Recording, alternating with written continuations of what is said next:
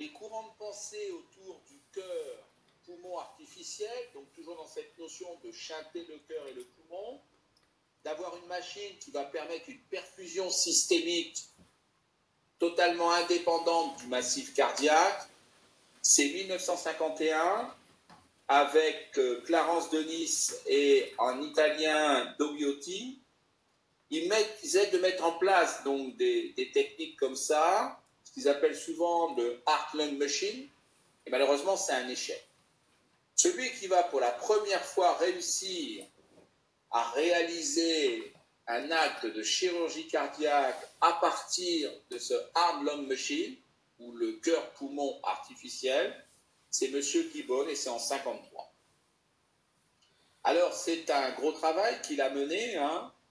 C'est quelque chose qu'il avait débuté en 1930.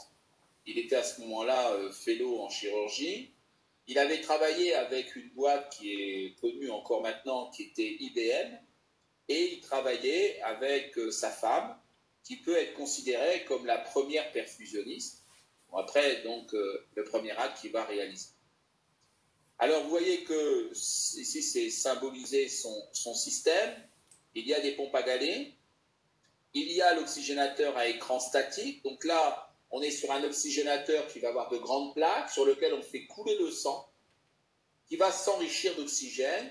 Donc il n'y a vraiment aucune séparation entre la phase gazeuse et la phase liquidienne, avec donc des risques d'embol gazeux. Vous avez ici une photo de Heart Lung Machine de Gibbon, donc de 1953. Vous voyez, c'est quelque chose qui est quand même assez corpulent. Donc ce monsieur, il va faire la première intervention à cœur ouvert sous CEC avec survie. C'est une CIA. La CEC dure 45 minutes. On est à Philadelphie, dans le Jefferson University Medical Center. Et c'est un succès. 1953, donc c'est vraiment pas vieux. Le problème, c'est que quand M. Gibbon essaye de répéter donc, son intervention, malheureusement, ce sont des échecs. Et il va arrêter, il va décider d'arrêter cette activité. Et à ce moment-là, il y a de nombreux chirurgiens qui vont considérer que cette voie d'exploration, cette voie pour faire de la chirurgie cardiaque, n'est pas la bonne voie parce que l'organisme est trop fragile pour bénéficier de ce type de chirurgie, pour encaisser donc le fait de dériver l'ensemble de son sang vers une machine qui va avoir une fonction cardiaque, une fonction pulmonaire, et de le réinjecter dans le malade.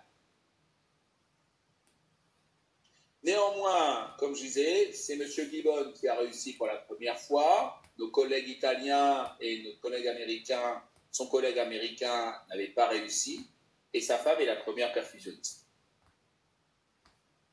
Voilà les images de son Heart Lung Machine.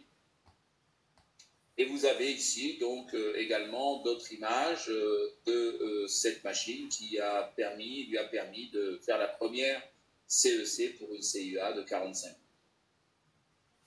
Bien.